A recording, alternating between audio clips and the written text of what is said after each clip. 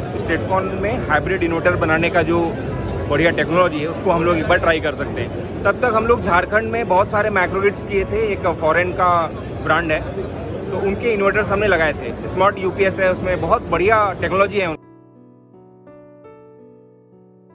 लेकिन प्रॉब्लम हमको क्या फेस हो रहा था कि लाइटनिंग प्रोन एरिया होने की वजह से बहुत बार हमारा फ्रिक्वेंटली इन्वर्टर्स खराब हो रहा था। अभी 1 महीने में चेंज किया, तब तक फिर दोबारा खराब हुआ।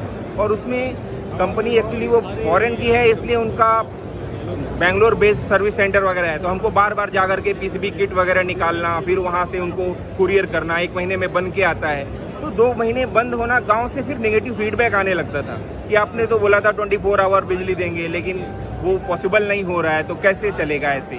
फिर हम लोग एक्चुअली CSR बेस्ड प्रोजेक्ट करते हैं, एनजीओ के साथ काम करते हैं, तो थोड़ा सोशल दबाव भी अपने ऊपर आने लगा कि आप ऐसा कैसे करेंगे, और ऐसा करेंगे तो नेक्स्ट ईयर से हम लोग कंटिन्यू नहीं कर पाएंगे। फंडिंग एजेंसी को हम कैसे कहेंगे कि 2 महीना सिस्टम बंद रहता है।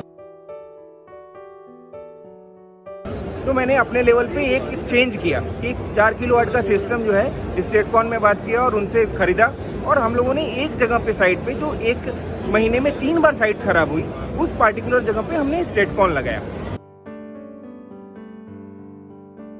स्टेटकॉन का परफॉर्मेंस इतना बढ़िया रहा कि इवन बनने के बाद जब हमारा वो इन्वर्टर आया फॉरेन वाला, उसके बाद भी हमने रिप्लेस नहीं किया स्टेटकॉन को। हम सोचे एक बार चलने देते हैं, देखते हैं कितना लंबा चलता है। 1 साल तक बिना कोई समस्या के जब वो चला, सबको कॉन्फिडेंस आया। उसके बाद मैंने अपने सिस्टम में ये टेक्निकली सबको बताया, अपने डायरेक्टर तक को बताया कि भाई हम लोग जो वहाँ इन्वर्टर लगा रहे हैं वो बहुत बढ़िया इन्वर्टर है फॉरेन वाला, लेकिन उसकी सेटिंग्स का कोई यूज नहीं है। अगर वो बंद रहेगा हम उसका क्या करेंगे? अगर उसमें 1600 सेटिंग्स हैं, वो हो सकता है कि मैरीन इंजीनियरिंग में यूज होता हो सकता है जहाज चलाने में काम आए, पर विलेज इलेक्ट्रिफिकेशन में जहां स्टेटकॉन 24/7 चल रहा है 1 साल से, उसको छोड़ के हम वहां क्यों जा रहे हैं उनके पास।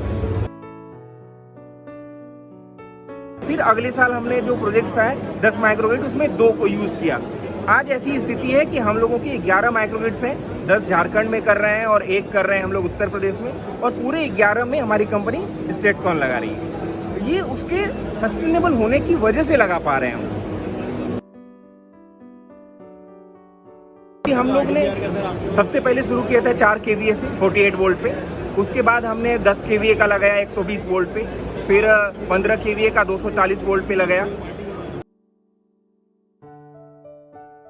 मुझे एक्चुअली ये टेक्निकल सॉल्यूशन स्टेटकॉन से मिला कि अगर आप हाई वोल्टेज में जाते हैं तो आपका वायर कम लगेगा, वायर का जो साइज होता है स्क्वायर mm कम लगेगा, इससे BOS सिस्टम आपका सस्ता होता है। तो ये फायदा वहाँ के टेक्निकल सर्विसेज उनकी इसलिए अच्छी थी क्योंकि कभी भी मैं डिजाइन कर रहा हूँ तो मुझे जो चीज़ चाहिए होता था वो उनके टेक्निकल पार्टनर से पूछ करके मैं वो चीज़ इम्प्लीमेंट कर पाता था। और 1-2 बार तो ऐसा भी हुआ कि साइट पे हमारा किट खराब हुआ, कुछ वहाँ पे लाइटनिंग इश्यूज हुई थी, और उसके बाद एक किट में प्रॉब्लम आई। तो उस समय हमारा जो सर्विस सेंटर है रांची में, वहाँ से उनका आदमी उतना रिमोट में, जो कोई सोच भी नहीं सकता, रांची से 200 किलोमीटर दूर हमारे साथ वो बस में गए और वहाँ पर जा करके दिन भर वहाँ पे रहे। उन्होंने सीट को रिप्लेस किया किट को, और फिर वो वापस आए शाम तक।